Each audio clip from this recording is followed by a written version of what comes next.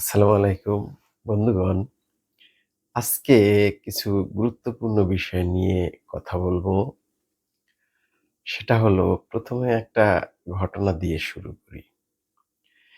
আমারই ফ্রেন্ড লিস্টে মানে ফেসবুকের ফ্রেন্ড লিস্টে একজন ফ্রেন্ড বা বড় ভাই আছেন যিনি বিএনপির সমর্থক।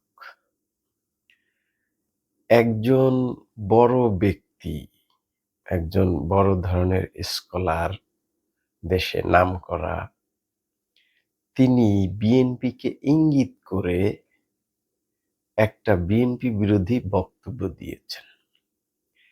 এতে করে বিএনপির অনেক ক্ষতি হয়েছে। তো এই বিষয়টা নিয়ে ওই বড় ভাই এই বিষয়টাকে প্রোটেক্ট করতে গিয়ে ওই বড় ভাই একটা ফেসবুকে স্ট্যাটাস দিয়েছেন, পোস্ট করেছেন।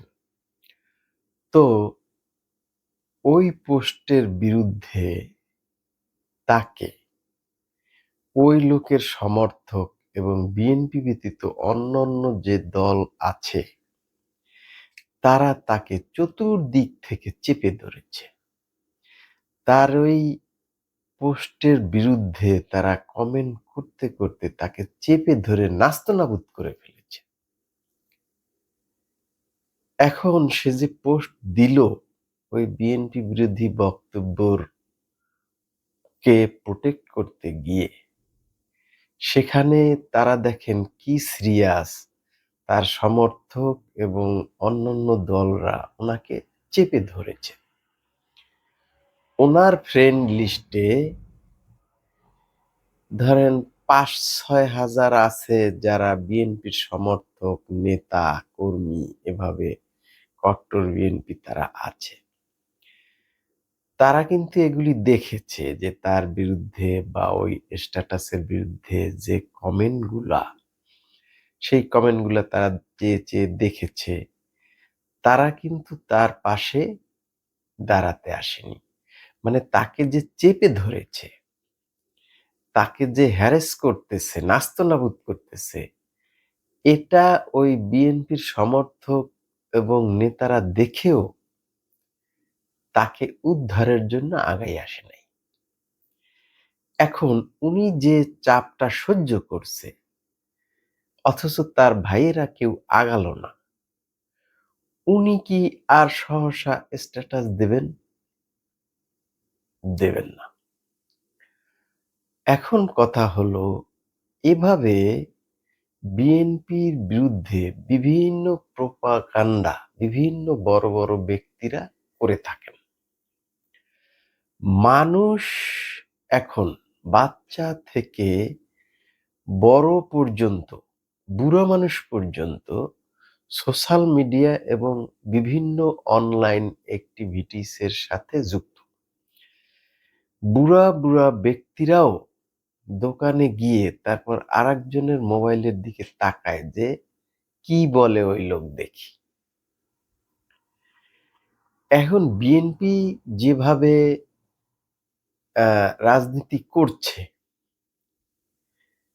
তাতে বিএনপির সমর্থকরা কি করে, নেতার সাথে একটা ছবি দিয়ে একটা পোস্টার পোস্ট করে। মনে হয় যেন কয়েকদিন পর সে কোনো একটা বিষয়ে ইলেকশন করবে অথবা একটা পদ-পদবি চাইবে। এই হলো তাদের টার্গেট।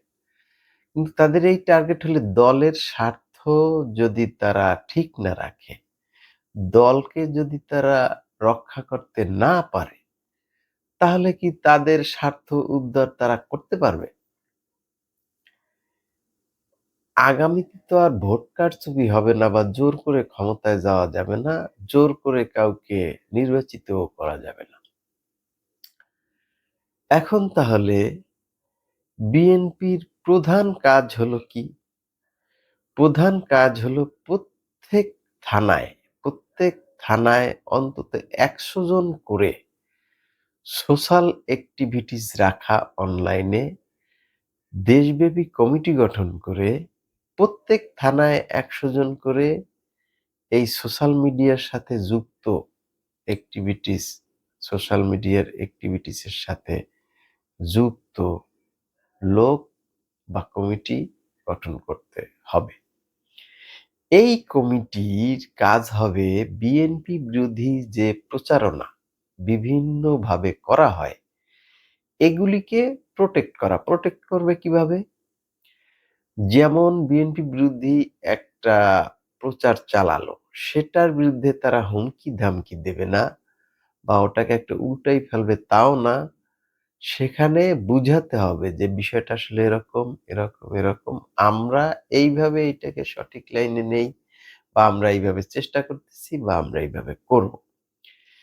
এভাবে যদি সারা দেশে প্রত্যেক থানা থেকে ১০০ মানুষে এই প্রোপাগান্ডার বিরুদ্ধে কাজ করে, তাহলে কেউ বিএনপি বিরোধী প্রচারে অত সুবিধা করতে পারবে না। তাহলে কি ১ নম্বর কাজ হলো সোশ্যাল মিডিয়ার সাথে বা অনলাইন অ্যাক্টিভিটিস এর সাথে জড়িত প্রত্যেক থানায় ১০০ জন করে তৈরি করতে হবে। এবং ঢাকা বা সারা দেশব্যাপীও একটা কমিটি এভাবে থাকতে পারে। এরপরে হলো দ্বিতীয় হলো যে ইউটিউবে, ফেসবুকে বা অন্যান্য অনলাইন মিডিয়ায় অনেক ইনফ্লুয়েন্সার আছে। যারা মানুষকে ইনফ্লুয়েন্স করে সে এক পথে তাকে একবার বক্তব্যের মাধ্যমেই ইউটার্ন নেওয়াতে পারে। মানে সে যে আদর্শে আছে, এই আদর্শ থেকে তাকে অন্য আদর্শে তাৎক্ষণিক পরিবর্তন করাতে পারে। এরকম ইনফ্লুয়েন্সার বাংলাদেশের কিন্তু আছে। এই ইনফ্লুয়েন্সার কারা? যেমন পিনাকি ভট্টাচার্য, তারপরে গোলাম মাওলা রনি, তারপরে হোসেন জিল্লুর রহমান। এরা এমন ধরনের ইনফ্লুয়েন্সার বা এত তথ্য উপাত্ত দিয়ে সুন্দর করে মানুষকে বুঝাতে পারে যে মানুষ ইউটার্ন নিতে পারে। আপনি দেখেন গোলাম মাওলা রনি এবং পিনাকি ভট্টাচার্য কিন্তু নিজেরাই ইউটার্ন নিছেন। যেমন ৫ই আগস্টের আগে তারা যে ধরনের বক্তব্য দিত, এখন কিন্তু সেই ধরনের বক্তব্য তারা দেন না। এখন কথা হলো এই ইনফ্লুয়েন্সাররা কিন্তু মানুষের মধ্যে বিরাট প্রভাব বিস্তার করে। এই যে আওয়ামী লীগ সরকারের বড় ধরনের পতন বা তাদের জনপ্রিয়তায় বড় ধরনের ফাটল বা জনপ্রিয়তা কমার পিছনে এই ইনফ্লুয়েন্সাররা কিন্তু অনেকটা দায়ী। তো এই ইনফ্লুয়েন্সাররা যদি কোনো দলের বিরুদ্ধে লাগে তাহলে তার জনপ্রিয়তা কিন্তু অনেক নামিয়ে দিতে পারে। তো এইভাবে যারা ইনফ্লুয়েন্সার আছে দেশে আরো অনেকে আছে। এদের সাথে বিএনপির একটা ভালো সম্পর্ক তৈরি করা উচিত। তারা আসলে কি চায়? তারা চায় যে বিএনপি হোক, আওয়ামী লীগ হোক বা সরকার হোক বা বর্তমান সরকার হোক, এরা তাদের সাথে যোগাযোগ রাখুক, তাদের সাথে কথা বলুক, তাদের ২-১ টা কথা শুনুক, অনুরোধ শুনুক। এগুলিই তো তারা চায়। তো তাদের সাথে কথা বলতে সমস্যা কি? তাদেরকে কাছে টানতে সমস্যা কি? তাদের ২-১ টা কথা শুনতে সমস্যা কোথায়? তাদেরকে কন্ট্রোলের জন্য তাদের সাথে ভালো আচরণ, তাদের সাথে ভালো সম্পর্ক তৈরি করতে হবে। এগুলো ২ টা। আরেকটা হলো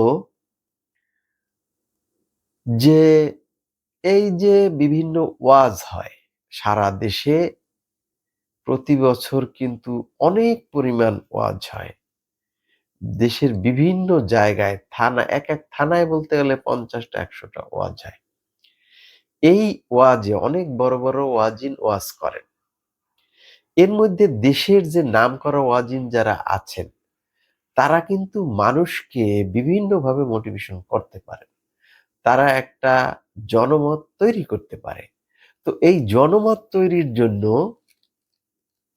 তাদেরকে কিন্তু কাজে লাগানো যায়। তাদের সাথে যদি ভালো সম্পর্ক তৈরি করা না হয়, তাহলে কিন্তু তারা জনমত উল্টেই ফেলতে পারেন। যেমন দেখেন বাংলাদেশে এই যে শায়খ আহমদুল্লাহ, এনায়েতুল্লাহ আব্বাসী, আবু তোহা আদনান, তারপরে এই যে মিজানুর রহমান আজহারী, এদের মাহফিলে লক্ষ লক্ষ লোক হয়।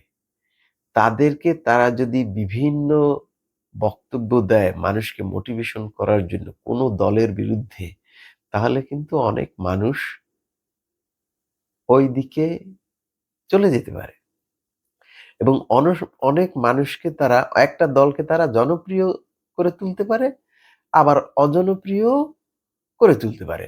সুতরাং তাদের সাথে ভালো সম্পর্ক রাখতে অসুবিধা কি? এখন এই যে ইসলামিক স্কলার যারা আছেন, উনারা কিন্তু অনেক দক্ষ, যোগ্য, শিক্ষিত, সমাজে গ্রহণযোগ্যতা ভালো।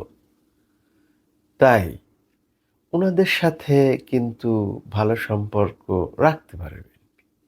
ভালো সম্পর্ক অনেকের সাথে আছে, কিন্তু এটাকে আরো বেশি করা উচিত এবং তাদের কারো কারো সাথে এত ভালো সম্পর্ক রাখা উচিত যে তাদের পরামর্শ নেওয়া উচিত, তাদের বুদ্ধি নেওয়া উচিত। তখন তারা কিন্তু জনগণের উপর একটা প্রভাব বিস্তার করতে পারে বা সেটা বিএনপির জন্য একটা প্লাসে আসবে। এই রকম এখন সর্বমোট কথা কি হলো, যে যারা ইনফ্লুয়েন্সার আছেন, পিনাকি ভট্টাচার্য, গোলাম মোল্লা রনি, হোসেন জিল্লুর রহমান এবং আরো অনেকে আছেন এইভাবে, এনারা সবাই কিন্তু অত্যন্ত শিক্ষিত এবং দক্ষ, মান্যগণ্য, জনপ্রিয় লোক এবং এই ইসলামিক স্কলাররাও অনেক জনপ্রিয় লোক। জনগণের উপরে তাদের অনেক প্রভাব। তাই তাদের সাথে গুড রিলেশন তৈরি করা বিএনপির জন্য এক ধরনের ফরজ হয়ে দাঁড়িয়েছে। তাদের সাথে যদি বৈরিতা তৈরি হয়, তাহলে জনপ্রিয়তায় ধস নামতে পারে। এবং আরো ব্যাপার কি হলো, যেমন বিএনপির যে এই যে ৩০ দফা, ৩০ দফার বা ভিশন ২০৩০, এর সাথে কিন্তু বর্তমান যে ছাত্র সমন্বয়কদের যে সংস্কার, এর অনেকটাই মিল আছে। তো এটার কিন্তু আসলে প্রচার নেই। এই যে ভিশন ৩০-এর বা এই যে ৩০ দফা, এগুলোর কিন্তু আসলে প্রচার নেই। বিএনপির অনেক সমর্থক, লক্ষ লক্ষ কোটি কোটি সমর্থক। এখন দেখা গেল জনাব তারেক রহমানের একটা বক্তব্য, সেটা পত্রপত্রিকায় প্রচার করে, টিভি মিডিয়া, ইলেকট্রনিক্স মিডিয়ায় প্রচার করে, কিন্তু তার কর্মী সমর্থকরা সেটা যে শেয়ার দেবে, কমেন্ট করবে, ওটার যদি সবাই একবারও শেয়ার দেয় কর্মী সমর্থকরা, তাহলে কিন্তু লক্ষ লক্ষ শেয়ার হয়ে যায়। তখন কিন্তু এইটা জনগণের মাঝে প্রচার পায়। কিন্তু দেখা যায় কি, এই কর্মী সমর্থকরা ওদিকে কোনো কানই দেয় না, ওগুলো দেখার মতো দেখে না, শোনার মতো শোনে না। এই যে বেগম খালেদা জিয়া, উনি যে লন্ডনে গেলেন এবং একটা সুসংবাদ ছেপেছেন, পত্রিকায় ছেপেছে যে তিনি এখন হুইল চেয়ার ছাড়া নিজে নিজেই হাঁটতে পারেন। তো এখানে কর্মী সমর্থকদের অনেক খুশি উল্লাস, সেখানে যদি লক্ষ লক্ষ কমেন্ট পড়ে, লাইক পড়ে, তখন কিন্তু এটা সারা দেশব্যাপী ছড়ায়। আবার দেখা গেল দল কি কি ভালো কাজ করবে, যেমন জনাব তারেক রহমান, উনি যে বক্তব্য দেন যে দেশের জন্য সে সামনে কি কি ভালো কাজ করার পরিকল্পনা নিয়েছেন, এগুলি যদি কর্মী সমর্থকরা লাইক, কমেন্ট, শেয়ার করে, তাহলে কিন্তু এটা একটা ব্যাপক প্রচার হয়ে যায়, সারা দেশের মানুষ সব কিছু শোনে। কিন্তু এই বিএনপির কর্মী সমর্থক যারা, নেতা যারা আছেন, তারা এগুলি কিছুই করে না। শুধু চেয়ে, চেয়ে দেখে, এ বিষয়ে ভূমিকা আসলে পালন করে না। যদি এই বিষয়ে ভূমিকা পালন করত, তাহলে এই বিএনপি বিরোধী প্রোপাগান্ডা কোনো কাজে লাগতো না।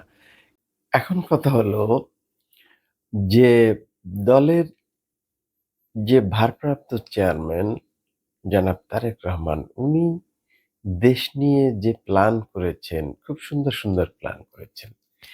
এগুলি প্রচার বাধ্যতামূলক করা উচিত। বিএনপির অনেক নেতাকর্মী, সমর্থক লক্ষ, লক্ষ তারা কিন্তু এসব দিকে কোনো খেয়াল নেয় না। তারা শুধু নিজেদেরকে নিয়েই ব্যস্ত। দলের কর্মী সমর্থকদের এইটা চিন্তা করা উচিত যে যদি দল ক্ষমতায় না আসে, তাহলে তাদের কোনো কিছুই কাজে আসবে না। দলকে ক্ষমতায় আনতে হলে মানুষের সাথে ভালো সম্পর্ক তৈরি করতে হবে। ভালো সম্পর্ক তৈরি করতে হলে দলের প্ল্যান মানুষের মধ্যে প্রচার করতে হবে।